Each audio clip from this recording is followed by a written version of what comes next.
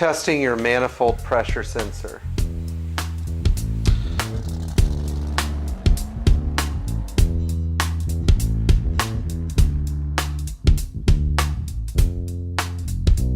So for those of you that have Mercedes Benz equipped with D-Jetronic injection systems, I am going to make a quick video walking you through test procedures for the MAP sensor. And this question came to me from my friend John yesterday, one of our subscribers. He called me up. He said, my 280 SE 4.5 is running lean. I took it to a mechanic.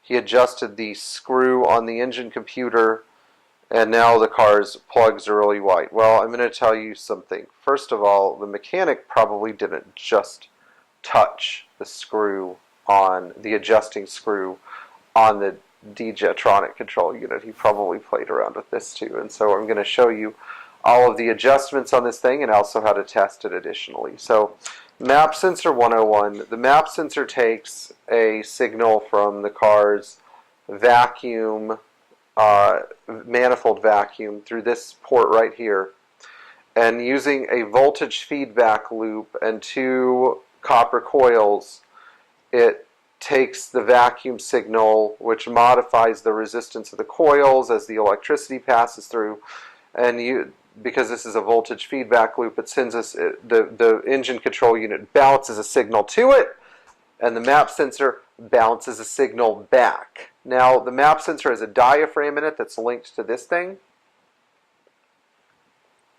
Diaphragm is metal, so it never fails, so it's not a rubber diaphragm that's going to go out. However, it can develop a vacuum leak right here at the front screw.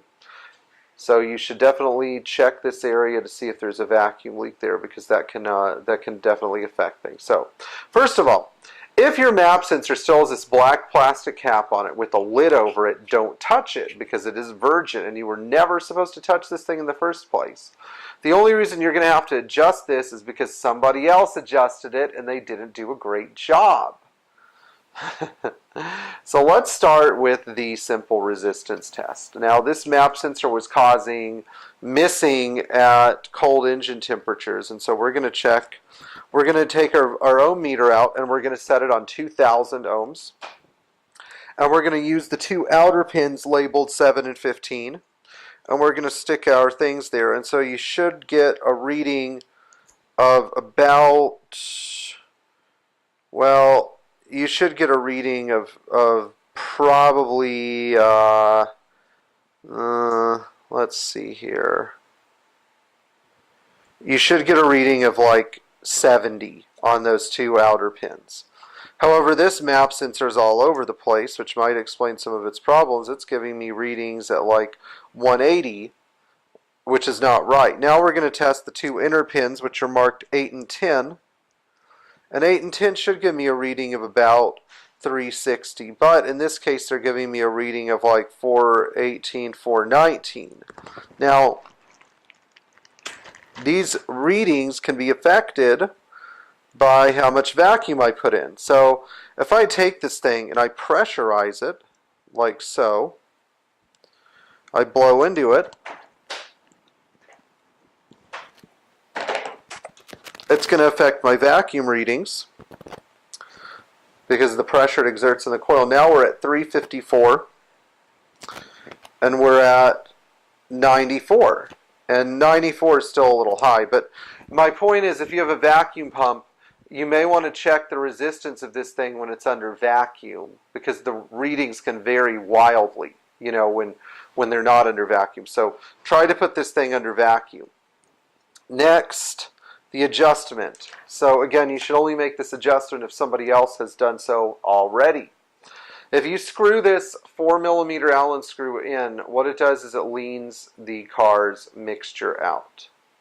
The mixture will, the fuel-air ratio will spread apart dramatically, and you may get missing or backfiring, or the car may get slightly better fuel economy. If you back this screw, so that's what happens when you turn it in, sorry. If you take the screw and you turn it out, you back it out, with your 4mm Allen, what it's going to do is it's going to richen the mixture, and you're going to get worse fuel economy, If the car is too lean, it'll run better, it'll have more power, but it will not necessarily fix any map sensor issues. So if you have a short in one of your coils or something, you can't fix it by adjusting this thing. But if your car's sluggish or doesn't run well, it's running real hot, or it's struggling going up hills, you can make a quarter turn adjustment on this until you get the improvement that you're looking for and the smoothest idle. Anyway, that concludes our adjustment of the map sensor. And if you have any questions, please let us know. In the meantime, Bosch Classic does rebuild these. It doesn't help that much if you're in the United States, but I say getting a used one with the cap broken is pretty much just like working with the one you've got. So, don't spend your money there. And in the meantime, if you have any other questions, leave us a comment. Don't forget to like, share, and subscribe, and ring the bell for notifications. Thank you so much.